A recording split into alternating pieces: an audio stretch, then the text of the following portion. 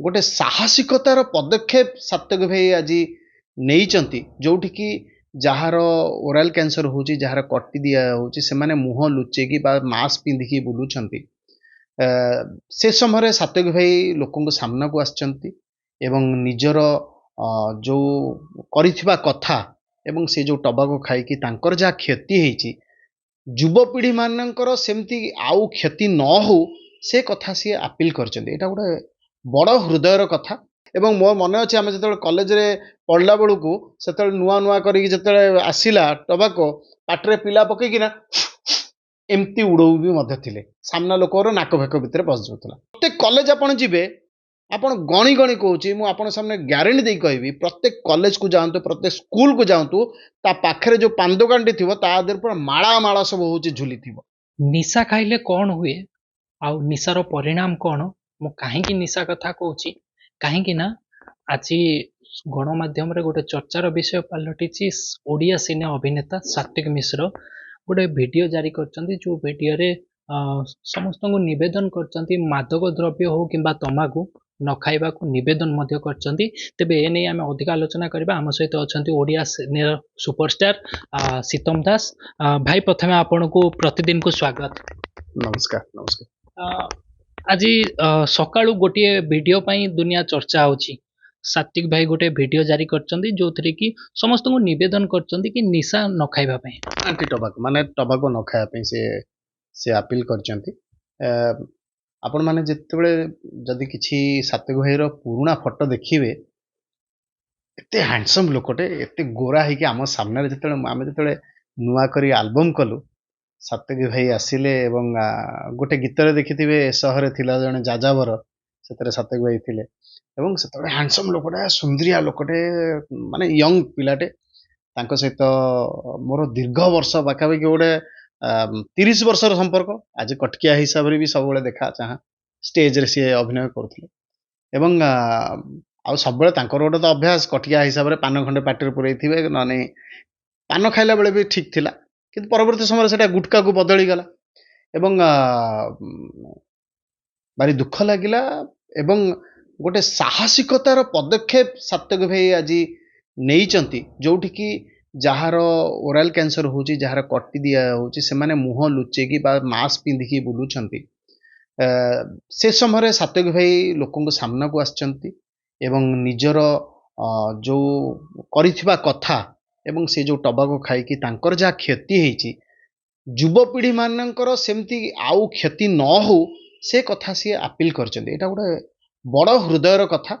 तेणु मु तो निश्चित भाव में सात्विक भाई को आपण माध्यम साधुवाद देवी जे निज भूलटा को जहाँ से करथिले ताकू सी लोक मान को जनइचंती एवं ताकू गोटे सचेतनता वार्ता देइचंती जे भाई मते देखंतु मु गोटे हैंडसम लोकटे एते सुंदरिया लोक ओडिशा इंडस्ट्री सबुठु बोधे सुंदर लोक हिसाब रे सी थिले एवं परवर्ती समय तांकर कौन अवस्था हेची से कथा सी होची तांकर फैन मानकु तांकर दर्शक मानकु तांकु जो माने भल पाउथिले से मानकु से जनइचंती एवं एटा गोटे विराट बड़ कथाटे सी होची कहिचंती आज।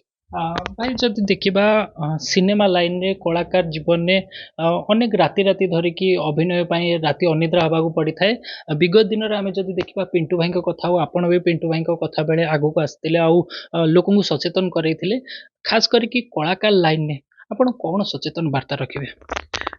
कलाकार लाइन तो मु भी अछि मो भली बहुत लोक अछंती जो माने किछि खाआंती एमती भी अछंती ना नहीं मो दांत देखुना हैं मोर तो कौन से अभ्यास नहीं हाँ ये मोर टिके हूँ चाहार अभ्यास होती से पुणी ब्लाक टी बेले बेले ब्लाक कॉफी से सब अभ्यास मोर टिके ब्लाक कॉफी आड़ को जाइए चाहा पीए किंतु मद है गुटका है गंजेई है सिगरेट है या तो आम निजक दूर कर रखीचु पाखापाखि 95 रु मु तो जीवन आरंभ करी 2023 पर्यंत पहुँचले एमिति मोरी भलिया बहुत आर्टिस्ट अछंती आपण 2-3 जन को पाइबे जो माने कि टबाको ऊपर निर्भर रुहंती बा मद ऊपर निर्भर रुहंती माने से गणती कर देले किछि अल्प परिमाण रो किंतु बहुत आर्टिस्ट अछंती जो माने कि हेल्थ कॉन्शियस एवं आठरु से दूर रुहंती मु सेथरे 2 प्रकार लोक को ଦି ତିନି ପ୍ରକାର ଲୋକ ଅଛନ୍ତି। ବହୁତ ଜଣ ଅଛନ୍ତି ମଦ ନହେଲେ ତାଙ୍କର ଚଳିବନି। ଆଉ କିଛି ଲୋକ ଅଛନ୍ତି ଯୋଉମାନେ ସୋସିଆଲ ଡ୍ରିଙ୍କର ହେଲା। ସୋସିଆଲ ଡ୍ରିଙ୍କର ମାନେ ଗୋଟେ ପେଗ୍ କୁ 2 ଘଣ୍ଟା 3 ଘଣ୍ଟା ଧରି ପିଇବେ, ବସିଥିବେ ଖାଲି ଗୋଟେ ସପୋର୍ଟ ଦେବା ପାଇଁ, ଏବଂ ସକାଳ ବେଳା ଏତେ ଏକ୍ସରସାଇଜ କରନ୍ତି ଯେ ତାଙ୍କ ଭିତରୁ ପୁରା ଟକ୍ସିନ ଗୁଡାକ ହଉଛି ବାହାରିଯାଏ। ଏମିତି ପ୍ରକାର ବି ଆମ ଇଣ୍ଡଷ୍ଟ୍ରି ଲୋକ ଅଛନ୍ତି। ଆଣ୍ଡ କିଛି ଲୋକ ଅଛନ୍ତି ସକାଳୁ ହଉଛି লিଭର ବଟିକା ଯୋଉ ଖାଆନ୍ତି L52 କି ଏମିତି ଗୋଟେ କ'ଣ ମେଡିସିନ ଅଛି ତାକୁ ମଧ୍ୟ ଖାଆନ୍ତି। ଏମିତି ପ୍ରକାର ବି ଲୋକ ଅଛନ୍ତି। ଆଉ କିଛି ଲୋକ ସିଗାରେଟ ଟାଣନ୍ତି, ମଦ ପିଅନ୍ତିନି। କିଛି ଲୋକ ଗୁଟକା ଖାଆନ୍ତି, ଆଉ ଭାଇ ଆମର ଖାଲି ଗୁଟକା ଖାଅ, ଆଉ କିଛି ଆମର ଅଭ୍ୟାସ ନାହିଁ। ଏମିତି ବି ଲୋକ ଅଛନ୍ତି ନା। ତେଣୁ ସେଇଥିପାଇଁ ଆମେ ଯେତେବେଳେ ସିନେମା କରୁ, ସିନେମା ସେନ୍ସର ହୁଏ, ଦିଥର ସିନେମାରେ ହଉଛି ଏଇ ଆଣ୍ଟି ଟବାକୋର ହଉଛି ଆଡ୍ ଆସେ। ଯେତେବେଳେ ହଉଛି ସେନ୍ସର ସାର୍ଟିଫିକେଟ, ତାପରେ ହଉଛି ଆଣ୍ଟି ଟବାକୋ ବିଷୟରେ ହଉଛି ଗୋଟେ ଦେଖିଥିବେ, ଗୋଟେ ସ୍ତ୍ରୀ ଲୋକର ଗାଲ କଟି ଯାଇଥିବ, ତାକୁ ନେଇକିନା ଗୋଟେ ଆଡ୍ଟେ ଆସେ, ଏବଂ ହାଫ୍ ଟାଇମ୍ର ପରେ ପରେ ସେ ଆଡ୍ ପୁଣି ଆସେ। ଏଇଟା ଲୋକମାନଙ୍କୁ ସଚେତନ କରିବା ପାଇଁ। ସବୁ ସଚେତନ ଆଉ ଗୋଟେ ପାର୍ଟରେ, କିନ୍ତୁ ଆମ ପାଖରେ ଯେହେତୁ ଏତେ ଇଜିଲି ଆଭେଲେବୁଲ ହେଇଯାଉଛି, ଏବଂ ଗୋଟେ ଜରି ଚିରିଲେ ଏମିତି ପାଟିରେ ପକେଇଦେଲେ ଗୋଟେ ଷ୍ଟାଇଲ ପ୍ରଥମେ ହେଇଗଲା। ଯେତେବେଳେ ସାଧା ଗୁଟକା ଖାଇକିନା ଷ୍ଟାଇଲ ହେଲା, ତାପରେ ଆଉ ଗୋଟେ ଜରି କାଟିକି ତା ଦେହରେ ପୁରେଇବା। ଏବଂ ମୋ ମନେ ଅଛି ଆମେ ଯେତେବେଳେ କଲେଜରେ ପଢିଲା ବେଳକୁ, ସେତେବେଳେ ନୂଆ ନୂଆ କରିକି ଯେତେବେଳେ ଆସିଲା ଟବାକୋ, ପାଟିରେ ପିଲା ପକେଇକିନା ଏମିତି ଉଡଉ ବି ମଧ୍ୟ ଥିଲେ। ସାମ୍ନା ଲୋକର ନାକ ଭେକ ଭିତରେ ପଶି ଯାଉଥିଲା। ଏମିତି ବି ଅଛି। ତେଣୁ ସମସ୍ତଙ୍କ ଜୀବନରେ ସେମିତି ଆସିଥିବ। ଏବେ ତା ଦେହରେ 2 ପ୍ରକାର ଜରି ଆସୁଛି। ଗୋଟେ ହଉଛି ସାଧା, ତା ସହିତ ହଉଛି କଡା, କ'ଣ ସେଟା ପତି, କ'ଣ ସେଟା ଗୋଟେ ଅଛି, ତାକୁ ଏମିତି ମିଶେଇ ଦଉଛନ୍ତି, ତାକୁ ଏମିତି ଏମିତି ହଲେଇ ଦଉଛନ୍ତି, ଇଆଡେ ସିଆଡେ ଅନେଇକିନା ପୁଣି 2ଟାକୁ ମିଶିକିନା ପାଟିରେ ପକେଇ ଦଉଛନ୍ତି। ଏମିତି ବି ହଉଛି। ତେଣୁ ମୁଁ ଆପଣଙ୍କ ଦ୍ୱାରା ଅନୁରୋଧ କରିବି ଯେ ସବୁ ତ ନିୟମ ହେଇଛି, ସରକାର ଦ୍ୱାରା ହଉଛି ଟବାକୋ ବନ୍ଦ କରିବା ପାଇଁ ନିୟମ କରାଗଲା। ମଝିରେ ମୁଁ ଦେଖିଛି ସବୁ ଜାଗାରେ ହଉଛି ଟବାକୋ ହଉଛି ବନ୍ଦ କରିଦିଆଗଲା। ଏଇଟା ଶକ୍ତ ଭାବରେ କାହିଁକି ନ ଗ୍ରହଣ କରାଯାଉଛି? କାରଣ ଯେତେବେଳେ ସରକାର ଜାଣିଛନ୍ତି ଯେ ଟବାକୋ ଖାଇକି ଲୋକମାନେ ଏବେକା ସମୟରେ 80-90% ପ୍ରତ୍ୟେକ ଘରେ ଘରେ ଆପଣ ଦେଖିବେ ଗୋଟେ ହଉଛି କ୍ୟାନ୍ସର ପେସେଣ୍ଟ ବାହାରିଲେଣି, ଯୋଉଟାକି ଆଗରୁ କେବେ ନଥିଲା। ତେଣୁ ଏ କଥାକୁ ବିଚାର କରିବା କ'ଣ ସରକାରଙ୍କ ହାତରେ ନାହିଁ? ଆପଣ ସିଙ୍ଗଲ ୟୁଜ ଜରି ହଉଛି ବ୍ୟାନ୍ କରିଦେଲେ, କିନ୍ତୁ ମାର୍କେଟରେ ଆପଣ ବୁଲିବେ ସିଙ୍ଗଲ ୟୁଜ ପ୍ଲାଷ୍ଟିକ ସବୁ ଜାଗାରେ ଆଭେଲେବୁଲ, ଜରି ସବୁଠି ଆଭେଲେବୁଲ।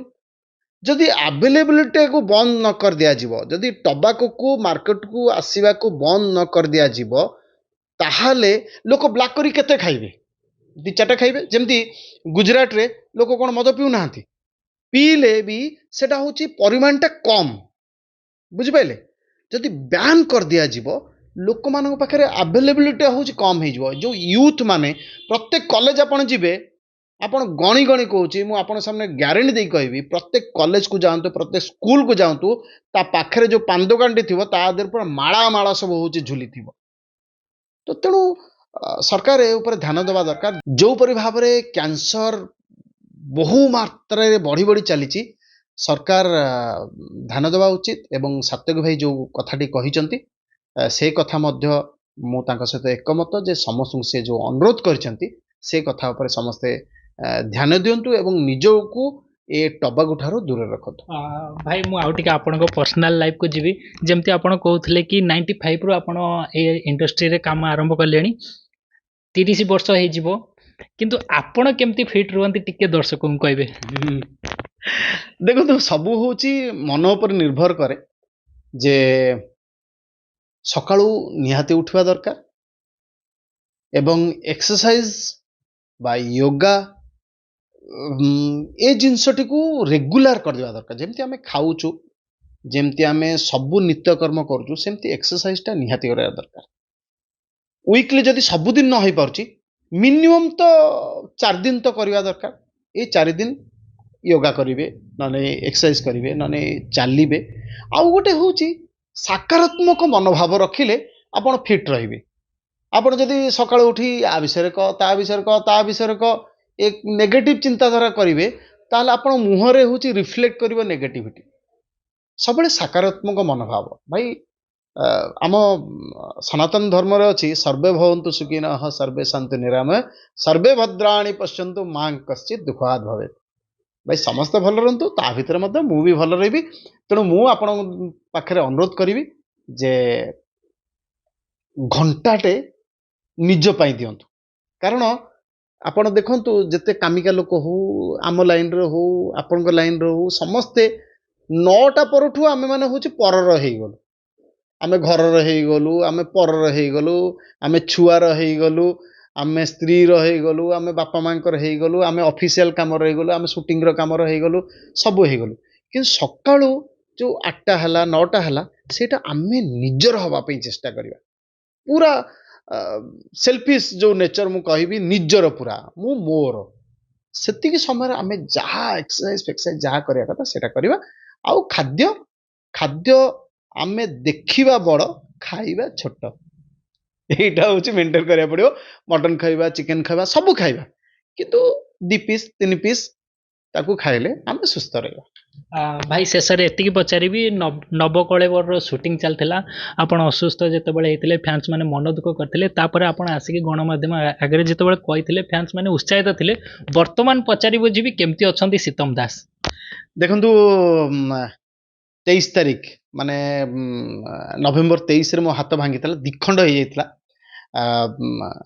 ତ ଆଜି ହେଲା 27 ତାରିଖ, ପାଖାପାଖି ମୋର ହାତ ପୁରା ସିଧା ଏମିତି ଉପରକୁ ଉଠୁଛି, ପୁରା ଏପଟକୁ ଯାଉଛି ଏବଂ ପୁରା ରାଉଣ୍ଡ ବି ହେଉଛି। ତେଣୁ ଭଗବାନଙ୍କ ଆଶୀର୍ବାଦରୁ, ମହାପ୍ରଭୁଙ୍କ ଆଶୀର୍ବାଦରୁ ମୁଁ ସ୍କାନ୍ କରିଥିଲି, ମଧ୍ୟ ଏକ୍ସରେ କରିଥିଲି, ତାର ଯୋଡ଼ି ହେଇ ଆସିଲାଣି। କିନ୍ତୁ ଡକ୍ଟର ମନା କରିଛନ୍ତି 3 ମାସ ପର୍ଯ୍ୟନ୍ତ ଗାଡ଼ି ଚଲେଇବିନି କିମ୍ବା ସ୍କୁଟର ଚଲେଇବାକୁ ମନା କରିଛନ୍ତି।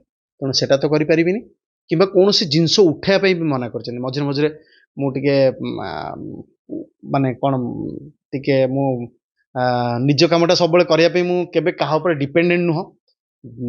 କିନ୍ତୁ ଧନ୍ୟବାଦ ଦେବି ମୋ ସହଧର୍ମିଣୀଙ୍କୁ, ସିଏ ତାଙ୍କ କର୍ତ୍ତବ୍ୟ ବହୁତ ଭାବରେ ଭଲ ଭାବରେ କଲେ। ଏବଂ ଫ୍ୟାନ୍ସ ମାନଙ୍କୁ ମୁଁ ଧନ୍ୟବାଦ ଦେବି, ସେମାନେ ଭଗବାନଙ୍କ ପାଖରେ ପ୍ରାର୍ଥନା କଲେ, କିଛି କିଛି ଜାଗାରେ ତ ଦୀପ ଜାଳିଲେ ଏବଂ ମୋତେ ମଧ୍ୟ ଫଟୋ ସବୁ ପଠେଇଛନ୍ତି। ସେଥିପାଇଁ ମୁଁ ଆପଣଙ୍କ ମାଧ୍ୟମରେ ସମସ୍ତଙ୍କୁ ଧନ୍ୟବାଦ ଦେବି।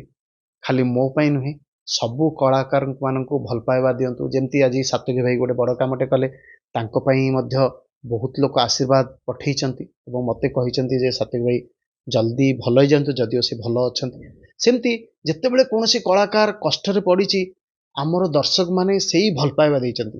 ଆମ ଇଣ୍ଡଷ୍ଟ୍ରିରେ କିଛି ପାଉ ନ ପାଉ କ'ଣ ହଉ, କିନ୍ତୁ ଅସଂଖ୍ୟ ଭଲ ପାଇବା ଓଡ଼ିଆ ଦର୍ଶକମାନେ ଦିଅନ୍ତି। ମୋ କେସ୍ରେ ମଧ୍ୟ ମୁଁ ଦେଖିଲି, ଅନ୍ୟମାନଙ୍କ କେସ୍ରେ ତ ମୁଁ ସବୁବେଳେ ଯେତେବେଳେ ଥାଏ ମୋ ପାଖକୁ ଏତେ କଲ୍ ଆସେ, ତାଙ୍କର ମଙ୍ଗଳ କାମନା କରିକି ଲୋକମାନେ ଦୀପଦାନ କରନ୍ତି, ଭଗବାନଙ୍କୁ ଡାକନ୍ତି। ବିଭିନ୍ନ ଧର୍ମର ଲୋକମାନେ ତାଙ୍କର ଯାହାକୁ ସେମାନେ ମାନନ୍ତି ତାଙ୍କୁ ସେମାନେ ପୂଜା କରିଥାନ୍ତି।